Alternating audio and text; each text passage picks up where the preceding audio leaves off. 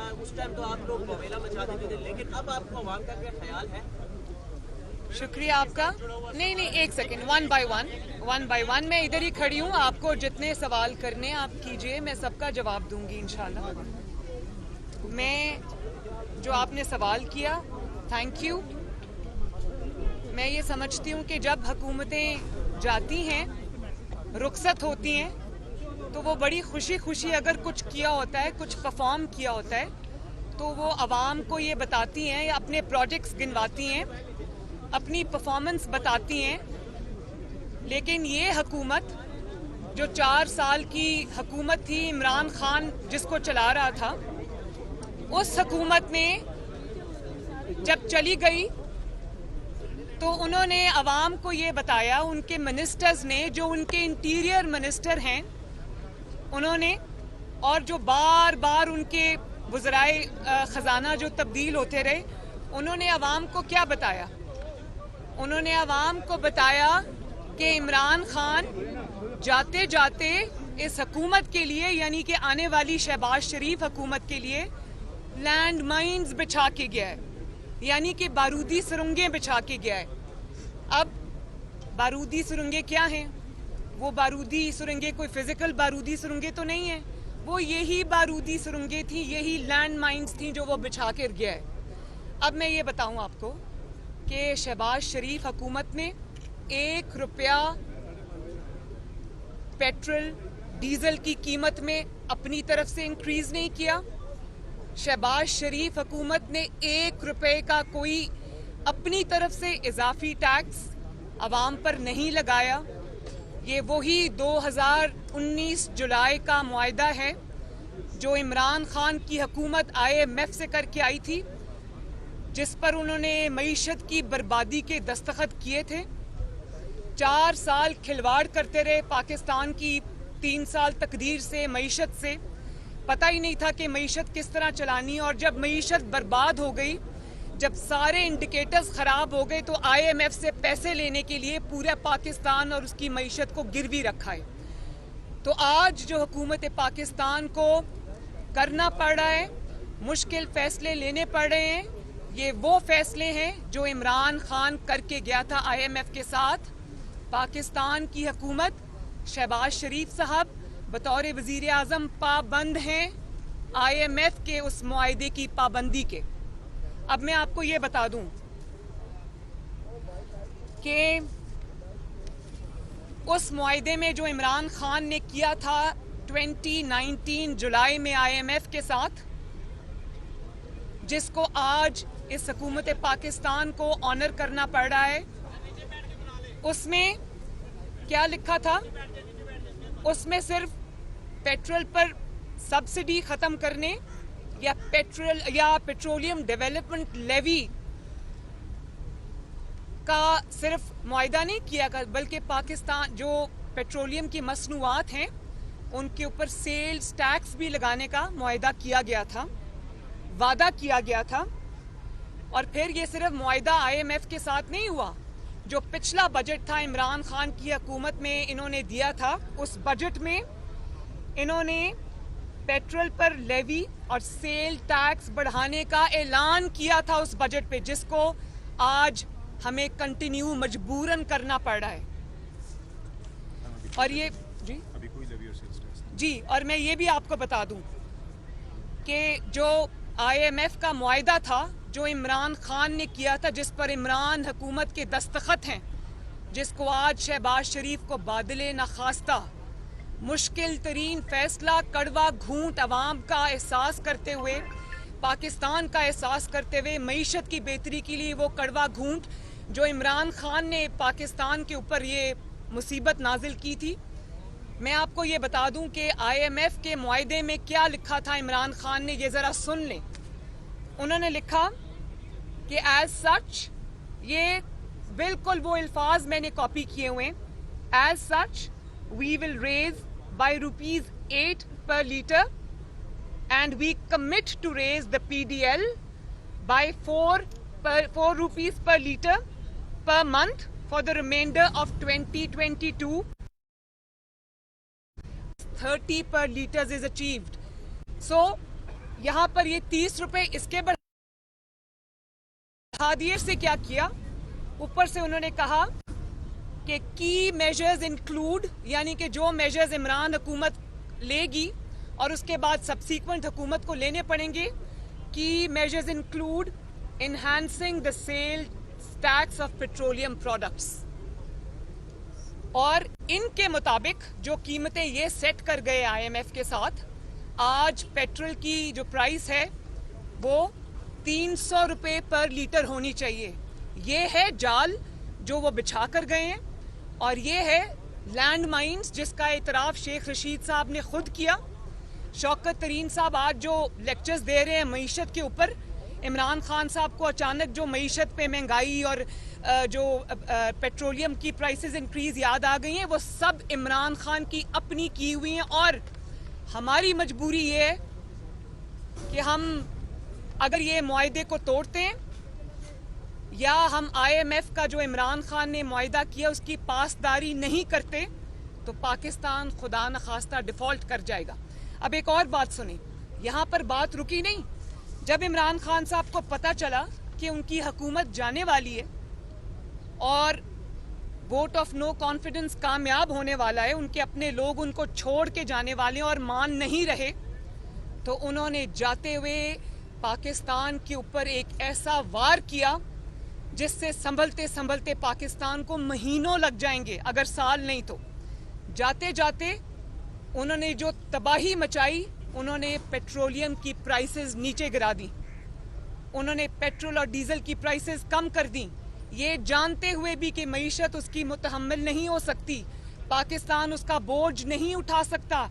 लेकिन उनका ख्याल ये था कि ना मैं खेलूंगा, ना अगली हुकूमत को कुछ करने दूंगा, जाऊंगा तो पाकिस्तान को साथ लेके जाऊंगा, अगली हुकूमत के लिए बर्बादी करके जाऊंगा। लेकिन मैं ये बता दूं कि ये हुकूमत की बर्बादी नहीं है। ठीक है, हुकूमत इसकी एक सियासी कॉस्ट पे कर रही है, लेकिन ये तबाही और बर्बादी जो है ये पाकिस्तान के 22 करोड़ अवाम की है, जिसको जाते जाते वो इंश्योर कर गए कि मईशत जो है वो ऐसा बोझ डाल गए जिसको उठाने की मईशत की हैसियत नहीं है पाकिस्तान की। और आपको पता है कि खुदा न खास्ता हालत ये हो गई है कि LCs खुल नहीं रही, डिफॉल्ट की आपके पास किस्त देने के लिए पैसे नहीं है, फॉरेन रिजर्व्स आपके कम हो रहे हैं। क्यों? ये कोई 2 महीने की कारकर्दगी तो नहीं है, ये वो 4 साल पे जो मईशत पे एक के बाद एक कारी ज़र्ब लगी है नालायकी नाअहली की वजह से, ये उसकी वजह से हुआ है।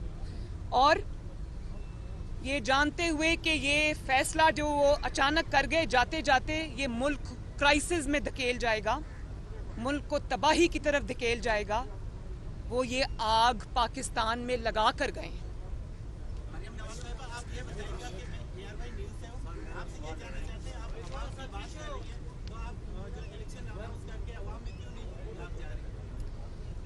मैं इस चीज़ का सवाल का जवाब बहुत दफ़ा दे चुकी हूँ। सबसे पहले तो मुझे कभी किसी ने दिखाया कि KRY ये चला रहा था कि मरियम नवाज़ ये फरमाती हैं कि जो पेट्रोल की और डीजल की कीमतें इंक्रीज़ करता है वो चोर होता है। तो हाँ, मैं ये कहती हूँ, चोर इमरान खान था जिसने आज पाकिस्तान को इस नहज पे पहुँचा दिया।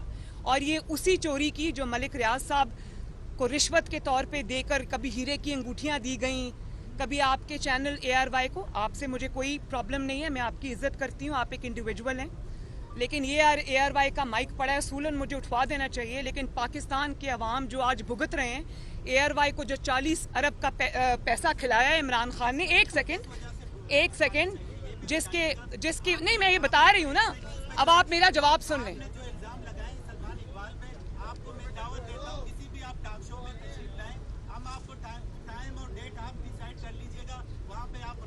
मुझे टॉक शो की क्या जरूरत है? मैं पूरी कौम के सामने, सारे मीडिया चैनल्स के सामने खड़ी होकर ये बात कर रही हूँ। जाएं और FBR से पूछे, क्या आपके मालिक सलमान इकबाल ने 12 अरब का टैक्स नहीं चोरी किया और उस पर स्टे लेके बैठे? क्या उन्होंने बिडिंग के बगैर क्रिकेट के राइट्स नहीं लिए इमरान खान से?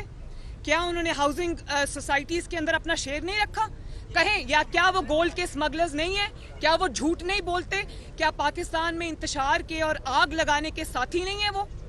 बस थैंक यू मैडम सभा ये बता दें, सभा ये बता दें, जी। आज एक तरफ आपका एक पहुंच गया। इस्लामाबाद हाई कोर्ट आए जी। और खाली कुर्सियों से खिताब करके वही रोना धोना उन्होंने किया और डीजी ISPR वाजे कर चुके हैं कि किसी किस्म की बैरूनी मुदाखलत, लेकिन वो अपनी जिद की पर बैठे हुए हैं कि साजिश की, मुदाखलत की है, तो कैसे कौन उसको समझाए? शुक्रिया, थैंक यू। आपने ये बड़ा इंपॉर्टेंट क्वेश्चन पूछा है। सवाल ये नहीं है कि साजिश हुई या मुदाखलत हुई। इसमें जो सबसे पर्टिनेंट पॉइंट है जो आज लोगों के सामने आना चाहिए, इमरान खान साहब ये कह रहे हैं कि ये सियासी मामला है, DG ISPR को इसमें बोलने की कोई ज़रूरत नहीं। तो मैं उन कौम से ये पूछना चाहती हूँ, फितना खान से ये पूछना चाहती हूँ कि अगर ये सियासी मामला था तो नेशनल सिक्योरिटी काउंसिल में बतौर वज़ीर आज़म उसको क्यों लेकर गए?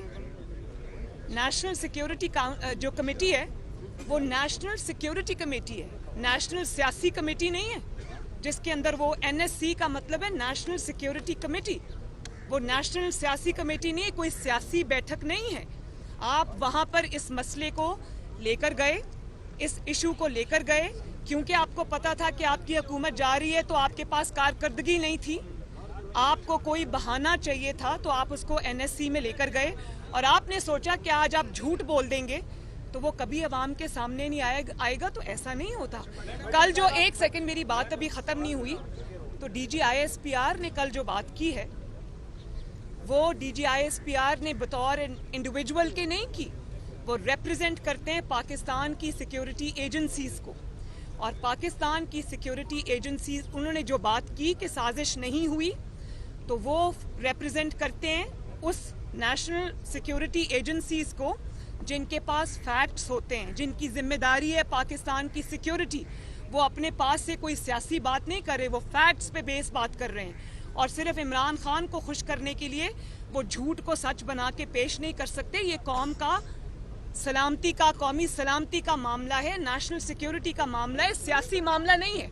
लेकिन इसमें जो सबसे मैं समझती हूँ कि मुजरिमाना बात है कि आपने इमरान खान ने, जिसका दूसरा नाम फितना खान है, उसने अपनी सियासत चमकाने के लिए उसने पाकिस्तान की सलामती को, पाकिस्तान की सिक्योरिटी को, पाकिस्तान के सिक्योरिटी इदारों को उसने दाव पे लगा दिया। और मैं शुक्रिया अदा करती हूँ पाकिस्तान की कौम का कि उन्होंने उसकी, जो आप अभी फरमा रहे थे कि वो खाली कुर्सियों से खिताब करके चले गए, लॉन्ग मार्च का दावत देकर, धरने की दावत देकर कौम को खुद रफू चक्कर हो गए। तो ये कौम समझ चुकी है कि ये फ्रॉड था, ये झूठ था। और मेरा भी यही ख्याल है अब किसी को कोई वजाहत नहीं देनी चाहिए, ये झूठ इस्टेब्लिश हो गया है। इमरान खान एक दफ़ा नहीं, बार बार झूठा इस्टेब्लिश हो गया, पाकिस्तान का सबसे बड़ा झूठा है, पाकिस्तान की तारीख का सबसे बड़ा झूठा है। उसके झूठों को और तवज्जो देने की कोई ज़रूरत नहीं है।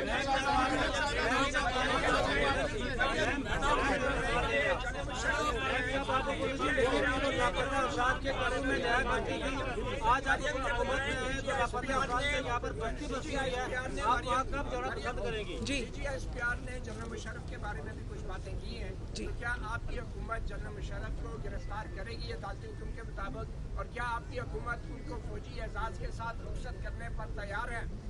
देखें, जहाँ तक नवाज शरीफ साहब के स्टेटमेंट का या ट्वीट का ताल्लुक है, तो वो खालिस्तन प्योरली इंसानी बुनियादों पर था, ह्यूमन बुनियादों पर था। और उन्होंने उसमें क्लियरली कहा कि मुझे और मेरे ख़ानदान पर जो जुल्म उन्होंने तोड़े, जिसका शिकार न सिर्फ मेरे वालिद बने बल्कि उनका पूरा ख़ानदान 11 साल तक, 10 साल तक बनता रहा, जिसकी वजह से मेरे सामने नवाज शरीफ साहब को 99 में कराची के कोर्ट में उनको 2 दफ़ा उम्र कैद की सज़ा सुनाई गई। मैं उस कोर्ट में मौजूद थी।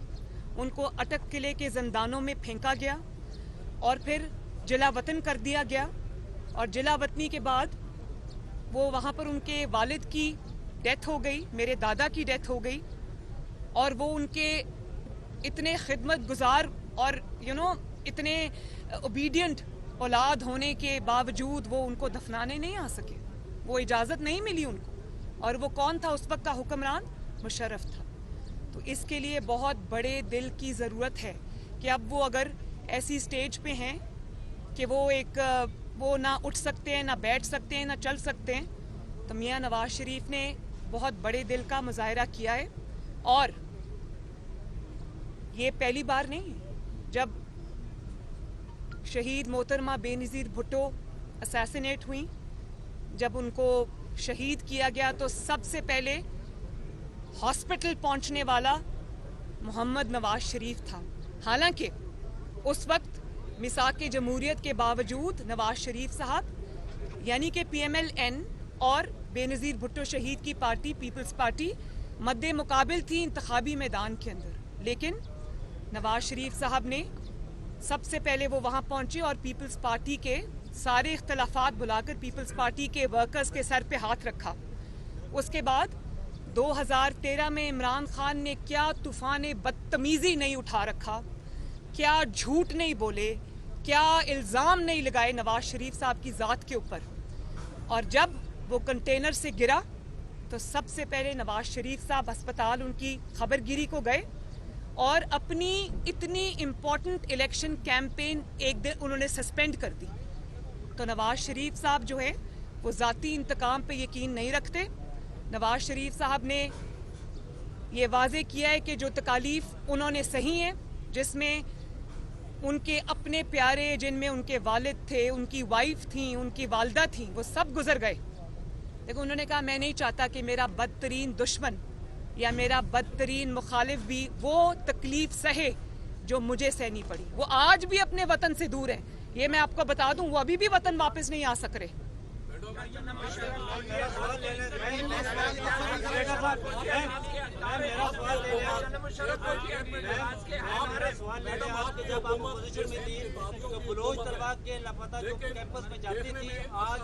ये बात आ रही है कि आप अकेले ही इमरान खान के वार का मुकाबला कर रहे हैं, इत्तेहादी कहाँ पे हैं? जी नहीं, ये बात दुरुस्त नहीं है, ये बात दुरुस्त नहीं है, क्योंकि ये इत्तेहादियों की हुकूमत है और इसमें प्राइम मिनिस्टर जो है वो मुस्लिम लीग नून का है। तो मैं उनको भी रिप्रेजेंट कर रही हूँ, मैं इत्तेहादियों को भी रिप्रेजेंट कर रही हूँ और अल्हम्दुलिल्लाह रब्बिल आलमीन मैं इमरान खान की उसकी पूरी जाली जमात के लिए अकेली काफ़ी हूँ।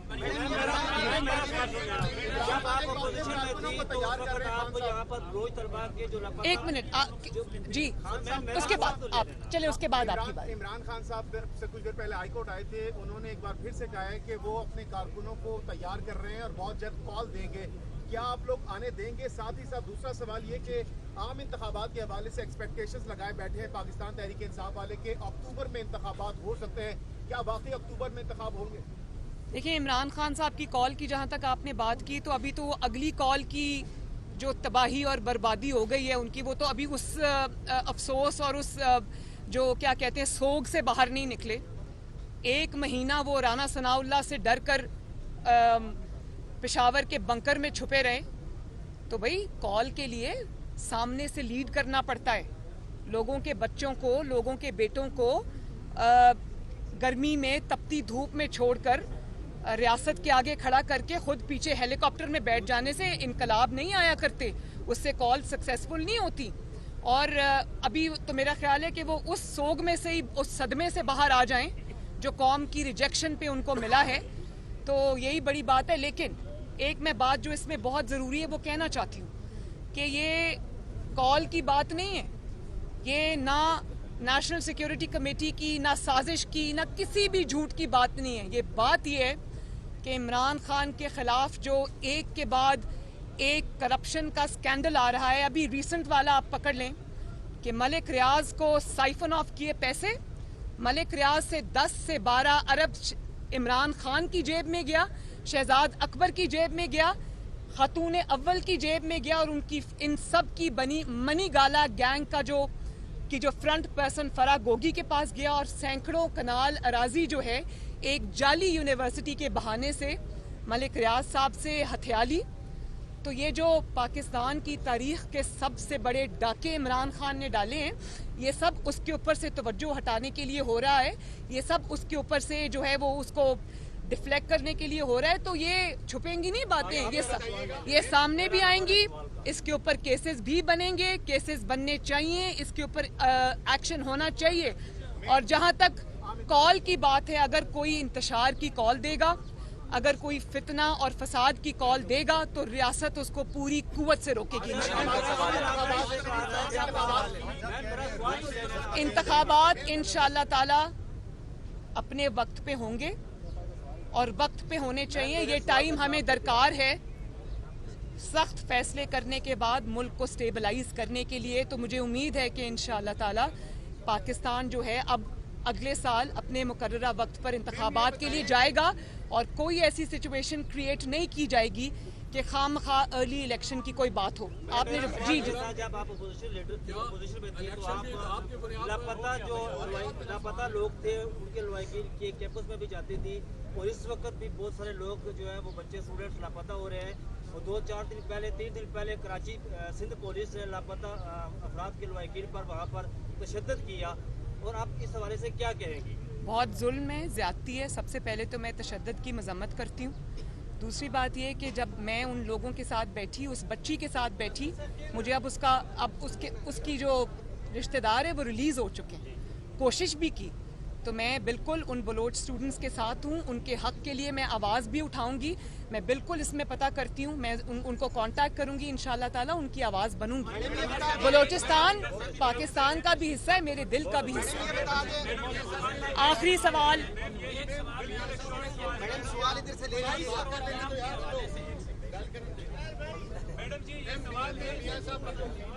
जी,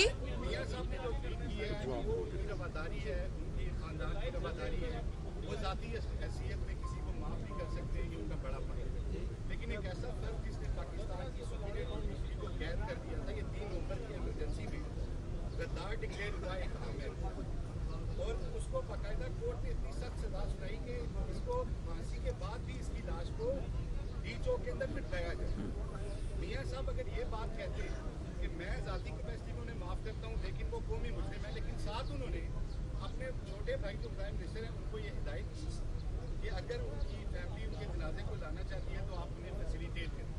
इसी तरह हमने ये देखा कि आपने कहा कि ISI हुकूमत के मातहत है, तो ISI तो उस वक्त भी हुकूमत के मातहत थी जब हम यहाँ करनेलों को पकड़ते थे तो जजेस से आके मिलते थे जी। अब बाकायदा सर्वेंट्स को उनके दर पे माथा टेकना पड़ेगा। सवाल आपसे सिर्फ ये है कि क्या आप आज भी अवाम के वोट की ताकत से इक़्तिदार में आने पे यकीन रखते हैं, या आप ये समझते हैं कि आइंदा इक़्तिदार में आने के लिए आपने GHQ का रास्ता इख्तियार करना है? शुक्रिया।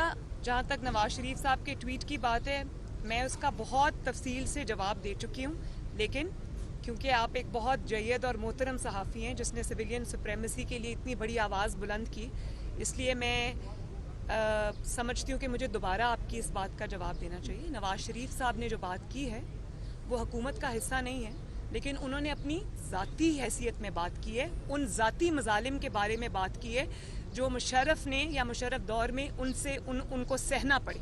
उन्होंने सिर्फ उसकी बात की है। बाकी जुडिशरी के साथ क्या हुआ, किसी और के साथ क्या हुआ, वो जुडिशरी जाने और वो जाने। उन्होंने ये मेक श्योर किया है, उन्होंने मेक श्योर किया है कि वो अपनी ज़ाती हैसियत में बात करें। जी, और कोई बात और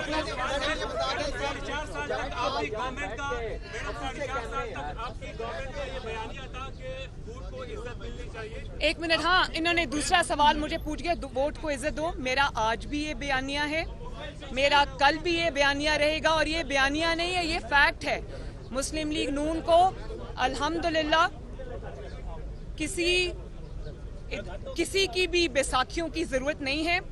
जिसको बैसाखियों की जरूरत थी, फितना खान को, उसको बैसाखियां मिली, और जब तक बैसाखियां थीं वो खड़ा रहा, उसकी हुकूमत खड़ी रही। जैसे ही बैसाखियां हटी वो मुंह के बल धड़ाम से जमीन पे आ गिरा। तो मुस्लिम लीग नून माशाल्लाह 40 साल से 30 साल प्लस से अवामी जमात है, अवाम की कुव्वत पर यकीन रखती है, अल्लाह ताला के बाद अवाम की खिदमत करती है और फिर फैसले के लिए अवाम के पास जाती है। मुस्लिम लीग नून को बैसाखियों की जरूरत नहीं है। बहुत शुक्रिया।